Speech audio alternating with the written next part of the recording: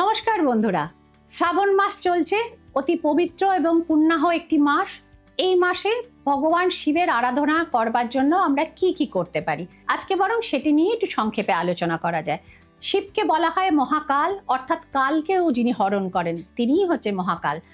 বেশ কয়েকটি রূপ আছে মহাকালে, সেটা নিয়ে একদিন আমি অন্য এপিসোডে আলোচনা করব। আজকে তাহলে আলোচনা করব যে বিভিন্ন উদ্দেশ্যে আমাদের বাঙালি হিন্দু নারীরা, মেয়েরা, মায়েরা শিব পুজো করে থাকেন। তো উদ্দেশ্যগুলোর একটু বরং ছোটখাটো বিবরণ দিয়ে দেব, তবে তার আগে আপনাদের বলে দেব শ্রাবণ মাসে কাল সর্প নামক একটি ভয়ঙ্কর জ্যোতিষিক যোগের গ্রহ দোষের প্রতিকার করা হয়। কাল অর্থাৎ টাইম, আর সর্প মানে সাপ, আপনারা সকলেই জানেন। তো শ্রাবণ মাসে কাল সর্পের প্রতিকার করেন শ্রীময়ী চক্রবর্তী। মোটামুটি 12 রকমের কাল সর্প আছে। মহাপদ্ম কাল সর্প, পদ্ম কাল সর্প, কর্কটক কাল সর্প, শেষনাগ কাল সর্প, অনন্ত কাল সর্প। একটা কথা প্রচলিত আছে যে অনন্ত কাল সর্পের ফের, অর্থাৎ পাকে পাকে মানুষকে জড়িয়ে রাখে। এবং কাল সর্পের ফলে আপনার জীবনে কি হতে পারে? আপনার কেরিয়ার নষ্ট হয়ে যেতে পারে, লেখাপড়া অসম্পূর্ণ থেকে যেতে পারে, চাকরি চলে যেতে পারে, ব্যবসা ভরাডুবি হতে পারে, বিবাহ নাও হতে পারে। দুটি উদাহরণ দিলেই বুঝতে পারবেন যে কালসর্প কিভাবে বিবাহ নামক জিনিসটিকে ব্লক করে দেয়।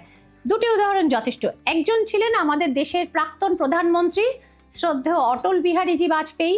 তার জীবনে আশা করা যায় প্রাপ্তির কোনো অভাব ছিল না, কারণ তিনি অত্যন্ত সজ্জন মানুষ ছিলেন এবং ভারতের প্রধানমন্ত্রী পর্যন্ত হয়েছিলেন। তো তারও কিন্তু তিনি অকৃতদার ছিলেন, তার বিবাহ হয়নি। নাম্বার 2, এই নামটি শুনলে প্রচুর মানুষ আশ্চর্য হয়ে যান, শ্রদ্ধেয় রতন টাটা। তার রূপ, প্রভাব, প্রতিপত্তি, তার কি না ছিল, সব ছিল। তার জীবনে স্ত্রী নামক ঘটনাটি মানে সেই যে ব্যক্তিটি তিনি ছিলেন না, তার বিবাহ হয়নি, তিনিও অকৃতদার ছিলেন। এবং একটি আত্মজীবনীতে তিনি বলেছিলেন যা 2-3 বার পরিবার থেকে নানাভাবে তার বিবাহের চেষ্টা করা হয়েছিল এবং তাকে বিদেশ থেকে ভারতে ফিরে আসতে বলা হয়েছিল, কিন্তু শেষ পর্যন্ত বিয়েটি ভেস্তে যায়, হয়নি। লাস্টবার যখন তার বিয়ের চেষ্টা করা হয় তখন তিনি স্বেচ্ছায় একটি বিদেশিনীকে পছন্দ করেছিলেন, মার্কিন নাগরিক, এবং তারা দুজনে ঠিক করেছিলেন যে তাদের মতাদর্শের এবং মানসিক যখন এতটা মিল, তখন তারা বিবাহ করে দেশে ফিরবেন বা দেশে ফিরে বিবাহ করবেন। তো তার পরিবারগতভাবেও সেই ঘটনাটি জানানো হয় এবং পরিবারের সকলে সমর্থন করেন। যাই হোক, রতন টাটা এসে পৌঁছলেন ভারতে এবং তার যে গার্লফ্রেন্ড তাকে তিনি বলে দিলেন ভারতে আসতে এ পক্ষে সকলে রাজি আছেন। তিনিও অত্যন্ত গ্ল্যাডলি প্লেনের টিকিট কাটলেন।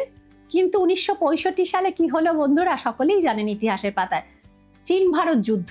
তো তার গার্ডিয়ান তাকে আর ভারতে আসতে দিলেন না, এবং 1 বছর 2 বছর না, বহু বছর আর ভারতে আসতে দিলেন না। রতন টাটা এদিকে অপেক্ষা করে বসে থাকলেন, তার প্রণয়িনী আর আসলেন না। এরপর ক্ষোভে হোক, ডিপ্রেশনে হোক, যাই হোক না কেন, রতন টাটা আর বিয়েটি আর হয়নি। তো বন্ধুরা, এই হচ্ছে গ্রহদোষ, এই হচ্ছে ভাগ্যচক্র। শ্রীময়ী চক্রবর্তী কেবলমাত্র শ্রাবণ মাস, চৈত্র মাস এবং বৈশাখ মাস, আর 2টো তিথি আছে, একটি শিবরাত্রি, একটি নাগপঞ্চমী।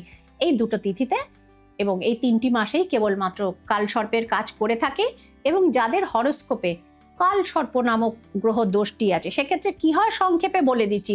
হরস্কোপের একদিকে রাহু এবং কেতু, এবং অন্য বাকি অ্যাক্সিসটা খালি থাকে, রাহু কেতু সহ বাকি যে 7টি গ্রহ রয়েছে তারা একদিকে থাকে, অন্য অ্যাক্সিসটি টোটাল খালি থাকে। পরপর যদি 5টি ঘর খালি থাকে তাকে বলা হয় পূর্ণ কালসর্প। এছাড়া আংশিক কালসর্পটি তর্ক সাপেক্ষ, যাই হোক আংশিক কালসর্পও হয়, এবং সেক্ষেত্রে চন্দ্রভঙ্গ কালসর্পযোগ, মঙ্গলভঙ্গ কালসর্পযোগ ইত্যাদি নানা রকম কালসর্পযোগ হয়। যাই হোক, আংশিক কালসর্প হোক বা পূর্ণ কালসর্প হোক, সেটির প্রতিকার কিন্তু শ্রীময়ী চক্রবর্তীর দ্বারা কয়েকটি মাসে করা হয়। শ্রাবণ মাস হচ্ছে ওয়ান অফ দেম। এবং এই যে শ্রাবণী অমাবস্যা এবং 12ই আগস্ট আমি বক্রেশ্বর নামক পীঠস্থানে থাকবো, যেটি একই সাথে শিব শক্তি দুজনেরই পীঠ, অর্থাৎ সেটি সতীপীঠ। বক্রেশ্বরে উষ্ণ প্রস্রবণ আপনারা সকলেই জানেন বন্ধুরা, যেখানে বহু উষ্ণ প্রস্রবণ আছে এবং তার টেম্পারেচার মোটামুটি 94 ডিগ্রি সেন্টিগ্রেড। তো সুতরাং সেখানে জলে অনেক মিনারেলস আছে মনে করা হয়, এবং সেই জলে চান করলে প্রচুর মানুষের নানা রকম চর্মরোগ থেকে শুরু করে নানা ব্যাধি সেরে যায়। যাই হোক, সেটি সায়েন্টিফিক ব্যাপার। কিন্তু সতীপীঠ, এটা অনেকেই জানেন না, সেখানে মাতা সতীর বাম ভ্রু এবং কপাল অর্থাৎ ফোরহেড কিন্তু সেখানে পড়েছিল। তো সুতরাং এটি সতীপীঠ, এবং সেখানে যে গঙ্গা পাপহরা বলে সেখানে গঙ্গা রয়েছেন, সেই নদীতে স্নান করলে পাপের বিনাশ, মানে ইচ্ছাকৃত এবং অনিচ্ছাকৃত পাপের বিনাশ হয় বলে মনে করা হয়। তো শ্রীময়ী এবং তার টিম থাকবে 12ই আগস্ট অর্থাৎ শ্রাবণী অমাবস্যায় বক্রেশ্বরে। যারা কালসর্প দোষের এবং অন্যান্য গ্রহ দোষের প্রতিকার করাতে চাইছেন, তারা বিবাহে বিলম্ব, লেখাপড়ায় প্রবলেম, ক্রিটিক্যাল বাস্তু দোষ ইত্যাদি প্রতিকার করাতে চাইছেন, তারা দ্রুত যোগাযোগ করবেন। নাম্বার নিচে যাচ্ছে এবং ওপরে একটি নাম্বার ডিসপ্লে হচ্ছে, যেটি কিন্তু ইমার্জেন্সি বুকিং নাম্বার, এবং মাথায় রাখবেন এটিতে কেবলমাত্র হোয়াটসঅ্যাপেই আপনারা যোগাযোগ করতে পারবেন। তাহলে দেখা হচ্ছে বন্ধুরা পরবর্তী এপিসোডে। ততক্ষণের জন্য সকলে ভালো থাকবেন, আনন্দে থাকবেন। নমস্কার।